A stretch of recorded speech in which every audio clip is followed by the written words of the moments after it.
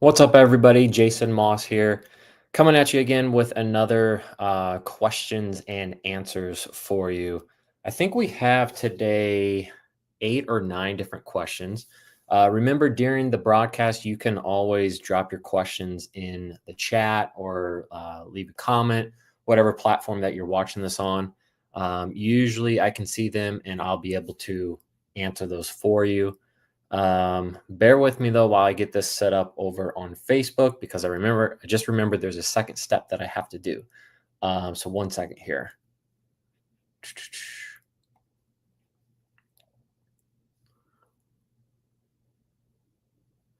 I hate how Facebook has changed these settings. Like you have to do things twice. So now I'm live on Facebook. I was just live on YouTube and LinkedIn, but for people on Facebook, welcome back. I'm doing another Q&A for you today, answering the latest SEO questions that we have about real estate investing, how to rank your website, how to get more backlinks, how to get more visibility in Google search, all of those different things so those motivated sellers can find you, give you their information, and you can try to buy their house, right? Acquire more properties. So let's check out the questions that we have here today, and let's get to it. Okay. So yeah, we have 8 questions today. Question number 1 is, do I need links to all my city pages? That question is from Randall. Do I need links to all my city pages? Ideally, yes. You want links to all of your internal pages. That is a big thing that we see quite a bit in our SEO audits is the home page has all of the backlinks, right? And all of those inner pages, all of those different city pages that you're also trying to rank, they don't get any love, right? And that's kind of natural. Your homepage will always have the majority of links, but yes, you do want links to your city pages. If you can get them to all your city pages, great. But if you can only get a few here and there, just get them to the most important ones that you have, right? And that can be all types of links, whether it's general citation and directory style links, or just like a social share, or more importantly, we would be something like a guest post link, or a geo-relevant link would be huge. Get a geo-relevant link to that specific city page, where the relevance is. That could be huge, or it could be a niche relevant link. Any kind of links to the city pages is always going to help them get crawled, get Google indexing them, get them found. Getting a little bit of traffic to them really can help, because traffic is a huge ranking signal these days. Google really, really wants to see that. So yeah, try to get links to your city pages. It is important to do. Having someone like an SEO company that you work with can make it a lot easier, because you doing it yourself can always be difficult. You're trying to run your real estate investing business. It's not easy to figure out all that stuff out. Okay. But yeah, try to get them to as many city pages as you possibly can. Okay. It's a good question. The next question is from Todd. And that question is, should I focus on getting high DA links over local links? DR's domain rating, DA's domain authority, for those wondering, which is just a third-party metric, basically trying to gauge how powerful a website is, right? But should I focus on getting those high links over local links? And it's kind of a loaded question, because DR and DA to me don't matter as much as it does to other people. There are some people out there that all they care about is DR and DA. They just want those high domain rating, domain authority links. That's all they care about. And I will scream this from the rooftops for as long as possible. I really don't care about it. Okay. Yes, it is important to a certain extent. Okay. But I rather have relevant links over the high DR and DA links. Okay. So like those local links, which is like a geo relevant link. Okay. Um, because if you're just getting a generic link that has a high DA, okay, or high DR, maybe it's a DA of 90, okay, and it's some from some generic news website, you know, and it's linking to like a city page. All right, cool, great. That's awesome. I'll take the link. I'm not going to spend money on it, but if you want to give it to me for free, sure. But I much rather have a local link. So for instance, if I'm trying to link to like a St. Louis page, right? And there is it doesn't even have to be niche relevant. It could be, I'm linking to my St. Louis real estate investing page, and there's some St. Louis restaurant, okay, that wants to send me a backlink. I much rather have that local link from a local St. Louis restaurant coming to my St. Louis page than some generic high DRDA link, because that relevance is what moves the needle. The relevance from another St. Louis website to a St. Louis website is huge. Okay. Google sees that relevance. St. Louis website is linking to a St. Louis page on this website. It's relevant. Okay. It makes sense. Some random, high DA link, there's just no relevance there. Okay, so I much rather have a local, a geo relevant link coming into like the proper page, over like the high DRDA. So that's a good question, Todd. Question number 3 that we have today is: should I put together an infographic for every blog post? That is from Casey.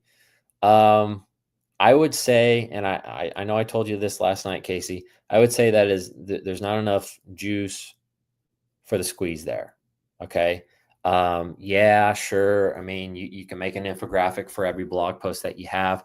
There are actual, I think there's apps and programs and AI things out there right now where you can give it like a blog post URL and it'll make like an infographic for it.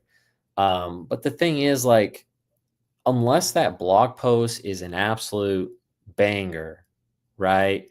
And it's actually solving a problem and people want to link to it. Like it's a killer blog post. Like that infographic that you make for just a regular Joe Blow blog post, no one's going to link to it, right? So I mean, sure, does it help at the end of the day? Maybe. I don't know. It definitely doesn't hurt you, but is it going to move the needle? No. It's going to be, you're going to spend a lot of time on it. You're going to have all these infographics that then you have to disperse out there on the web and share and stuff. And is it really going to move the needle at the end of the day? Probably not. Right. So, I don't really know if it's worth it. So I much rather spend my time and my money building geo-relevant and niche-relevant links, or even doing a press release or something that's a little bit more generic, but those things actually move the needle over time. Okay. So it's a good question though. There's a lot of ways to build links out there nowadays. Some of them just, they move the needle and some of them don't. It's just kind of a waste of time with some of them. Okay. Next question is from Bradley, and it is it better to show my address on Google Business Profiles? Quick answer is yes, absolutely. Google Business Profiles that show their address and are like, when you hide your address, you're listed as a service area business. And I tell you what, it makes a huge difference. Not only do you get a pin when a local searcher is searching, okay, if you're showing your address, there's actually a pin that shows up for your business. All right. But you just get a lot more SEO love. It's difficult for us SEOs to, I don't want to say it's like difficult to rank the service area businesses, because it's definitely possible, but it's much easier when you're showing your address. Okay. I don't know why it is, why Google categorizes it the way that they do. But it's much easier when you're showing your address. Things move a lot quicker and you seem to get more traffic and links work better. It just seems like everything just works better if you're showing your address. And the funny thing is Google, it's their rules, right? They say you're not allowed to show your address if people aren't actually going to your business. So sometimes you kind of have to break those rules if I'm being honest. Because you're just going to get a lot more SEO love by showing your address. It's just how it works. So it's a good question, Bradley. Next question is from Valerie, and that is, how long does it take new links to take effect? Okay. How long does it take new links to take effect? Tough question, because what kind of links are you talking about, right? Are you talking about generic press release links? Are you talking about social profiles? Are you talking about branded asset links? Are you talking about guest posts? Or are you talking about, niche relevant or geo relevant links? Like it makes a big difference, right? Do those links have traffic flowing through them? There's a lot of variables and a lot of things that actually matter. So it's really hard to answer that. I'm trying to think of an angle of how to actually answer that, but I would say, like, on average, you at least have to wait at least 2 weeks or so for Google to find it, to crawl it, to assess it in its algorithm. Give it at least 2 weeks, sometimes a lot longer, 3 weeks, 4 weeks.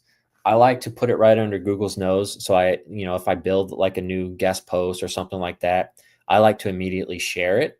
If you really want to put it under their nose, you can share it like on your Google business profile with the Google Post feature, and have the Learn More link and link it to that, because Google's going to instantly crawl that, right? So they're going to be instantly aware of that new guest post, right? So there's different ways that you can do it like that. You used to be able to submit any random link inside of Google Search Console. It was pretty awesome. Or maybe it wasn't Google Search Console, but Google had a tool to where you could submit a link. They took it away though, because we, as SEOs, we abuse that. But it was fun while it lasted. But now, of course, there's other ways of doing it, just sharing it on social, things like that, or you can submit it to indexers and have, Google crawl it pretty quick. But I would definitely say 2 weeks to 3 weeks at minimum to really kind of see, if it takes any kind of effect whatsoever. It's really, really tough to say, because sometimes links take longer, and sometimes they're quicker too. Like if a link has traffic, like I got a link the other day, I was mentioned in a interview, and the link it was a blog post on Zapier.com, which Zapier is huge, right? As soon as the link or the new blog post was live, I checked it in Google. It was instantly indexed because it's Zapier, right? It's a super high authority website, right? So the blog post was instantly indexed. It was actually ranking for the keyword that it was going after too. So I know it was getting traffic, right? And I even checked my analytics, and I was getting a few clicks from that blog post, right? That link right there, even though it was only like a day old or 2 days old, like I already saw like a bump in my rankings, on my rank tracker. And it was just a 1 day old, 2 day old link. So it just really depends. There's a lot of factors and variables that go into it, but at least give it a couple weeks to crawl on for Google to assess everything. Okay. Next question is, did you do a live last week? I think I missed it. And that's from Catherine. Catherine, you did not miss it. Last week I was out of town doing some family things. And even the week before, I've missed the last 2 weeks. The week before, for some reason, StreamYard and Facebook weren't playing nice. I could not get the live to pop up. I couldn't get it to work. So I gave up. that week. And then the next week I was out of town. So back doing the lives here for you. But no, you did not miss anything, Catherine, but thanks for checking. Next question from Jonathan is, I built city pages on my website, but they don't come up when I search. Am I doing something wrong? So I built city pages on my website, but they don't come up when I search. Am I doing something wrong? Probably not, Jonathan, except for maybe not giving it enough time. The first thing that you always want to check, because for a page to show up in Google, it has to be indexed. For it to be indexed, Google has to know that it exists, right? So as soon as you post a new page on your website, Google doesn't know it's there. Like, it's going to take some time. Google's got to crawl your website. If your website is brand new, or if it doesn't have a whole lot of traffic going to it, it might take Google a while to find it. So that's why I do recommend sharing it on social, sharing it in the Google post, so Google is aware of that link instantly. Also, though, since it's on your own website, you can submit it in Google Search Console. So once you have Google Search Console set up, you can take any kind of new blog post that you make, and you can take that URL, and there is a submit URL tool in there. You can submit it and have them crawl it and request indexing for it. So they do it basically instantly. So that's what I would do for all my new blog posts, is have them crawl it as soon as you possibly can, because you want to get it indexed.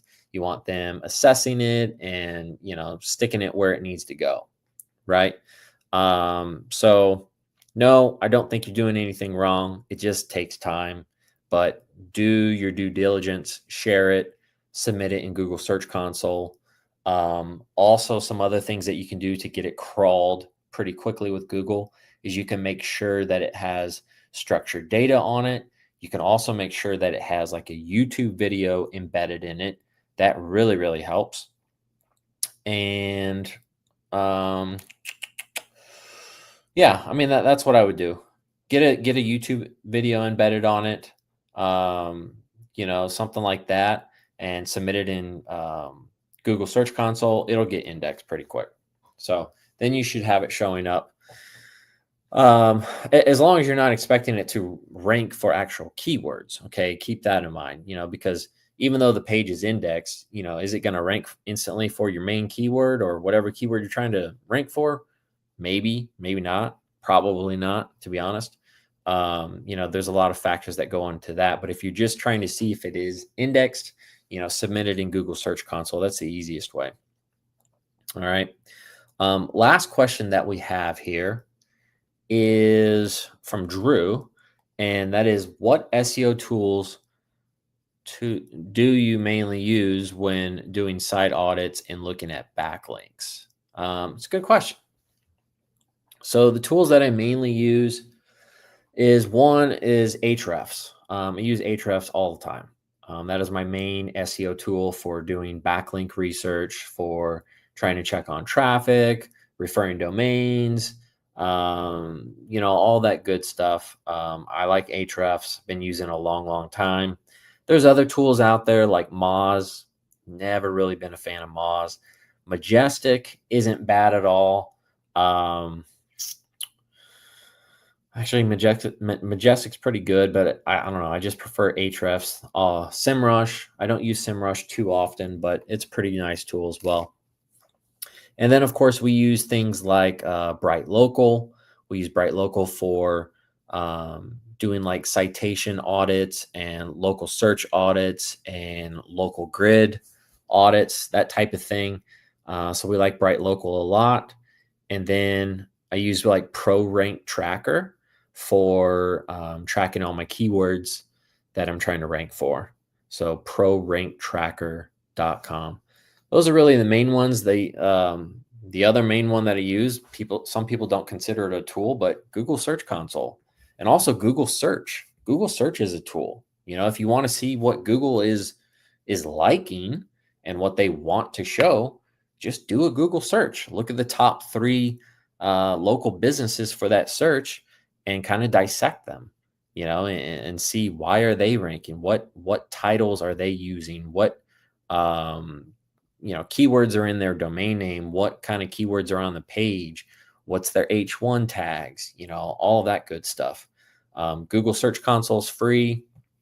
Google Search obviously is free. Google Analytics.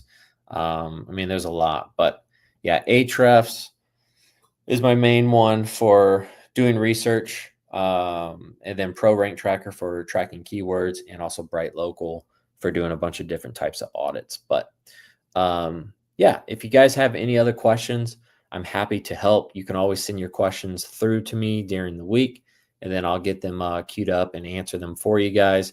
And I always answer these to you by email or however you're asking me during the week. I just do this video at the end of the week to help people out that, obviously didn't have that question, but they might have that question, or, these answers can always help people. So let me know if this was helpful for you guys, and I will see you next week in the next video. Appreciate it.